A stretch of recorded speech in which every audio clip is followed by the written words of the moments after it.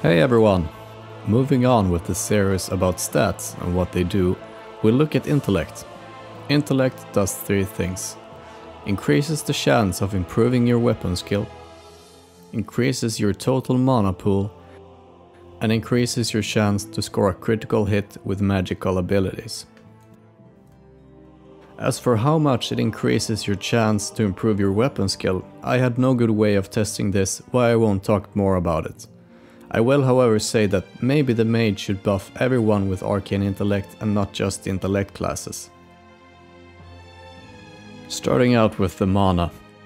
1 intellect increases your mana pool by 15 points, regardless of class. Gnomes have a ratio that increases their total intellect by 5%. This means they get both a bigger mana pool and a higher spell crit chance regardless of their class. Each time you level, you get both more intellect and an increased mana pool on top of that. As you hit 60, that extra mana will have accumulated to an amount that differs between classes. Different races start out with different stats at level 1, but that difference is very small at 60, especially compared to the flat mana increase different classes get. In this test, no talents are taken. Also, the add-on Theorycraft is used to measure spell crit. There is actually no way in-game to see your spell crits. First off is the mage. A human mage get a flat mana increase of 993. The equation for spell crit looks as follows. 0.0169 times your intellect plus 3.16. The mage can get a 10% increase to its mana pool with Arcane Mind. If the mage goes fire, she can get the fire talent Combustion as well, which increases fire spell crit chance by 10% with each casted spell until 3 crits are achieved. It's also worth noting that the dungeon tier 0 for mages have a very high amount of intellect.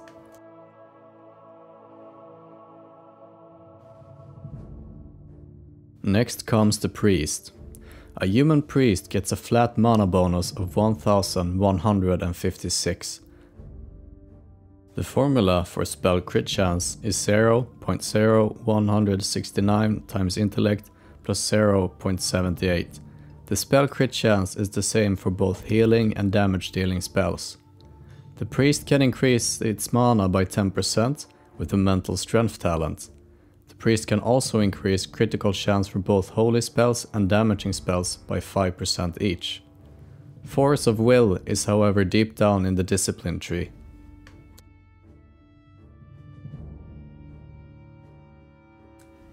The final clothy, Warlock.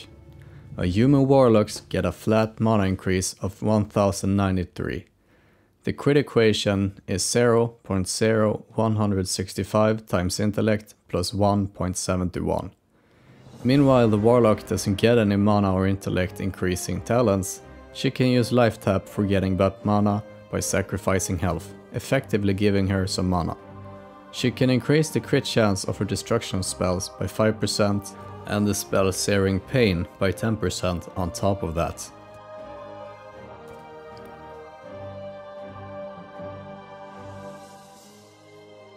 The Druid. The Tauren Druid gets a flat mana increase of a total 964. The equation for spell crit is 0.0166 times intellect plus 1.82. Meanwhile, this isn't too good.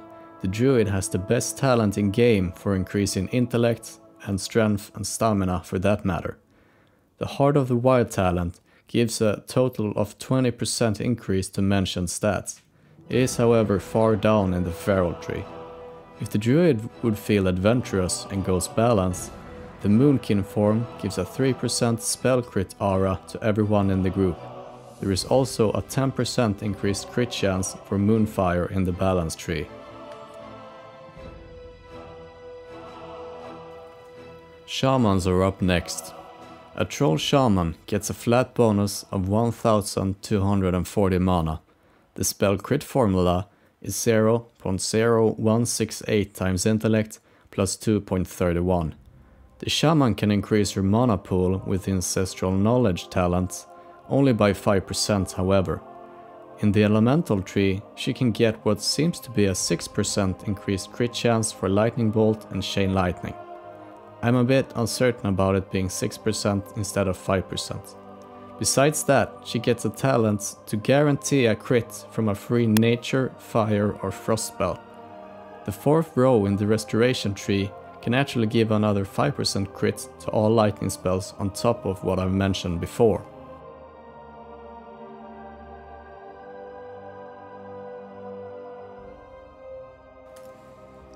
Before talking about the next class, the Hunter, I'm going to say that I'm skeptical about the spell crit for this class. Even though some of the Hunter abilities, like Arcane Shot, deals magic damage, its crit seems to be determined by the physical crit chance. If you however unequip your melee weapon and moused over Raptor Strike, it would show the spell crit chance. Even though some of the Hunter's abilities does magical damage, at least their crit chance seems to be determined by the physical crit chance. Spell power did however increase the damage of arcane shots. There are ways for all classes to do magical damage which can crit of spell crit chance. For example, the fiery weapon enchant or the oil of immolation. It should be possible to double check the spell crit chance this way. Sadly, I had no way to do so. I will present the Hunter spell crit coefficient and treat it as if it is the correct value. I will however add a marking to it.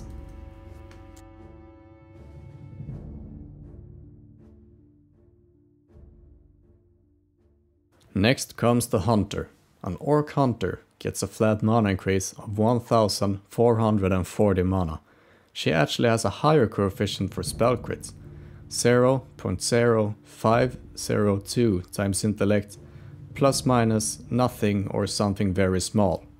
However, looking through the Hunter spells, I only found one spell which crit chance is determined by intellect.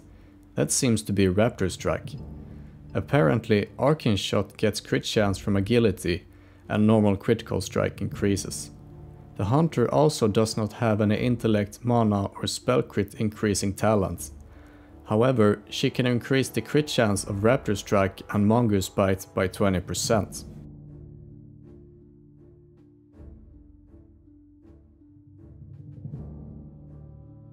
Finally comes the Paladin.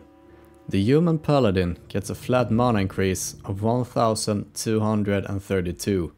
The equation for spell crit is as follows: 0.0339 times intellect with either no constant or a very small. Divine Intellect is the second strongest talent in game for increasing intellect with a total of 10%. The Paladin also gets a talent for increased crit chance with holy spells by a total of 5%.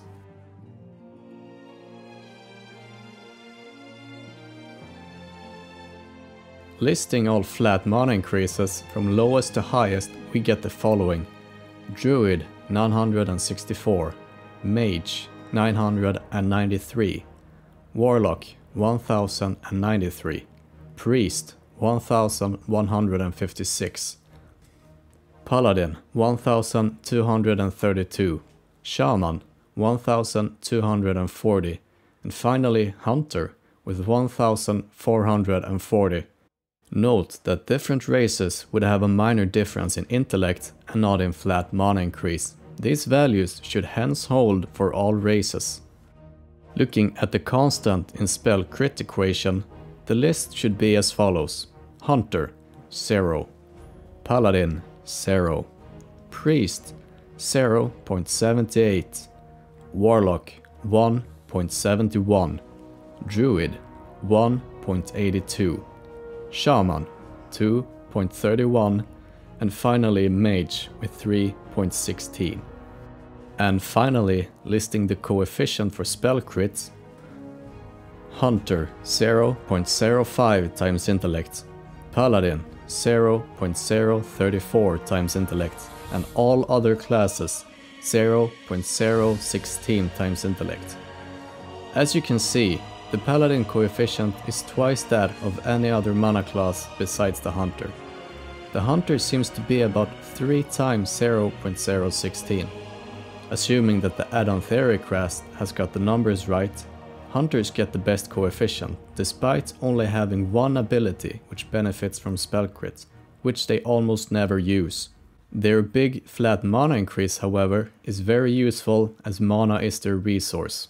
This means that without talents, the hunter should have the potential for achieving the highest spell crit chance in game.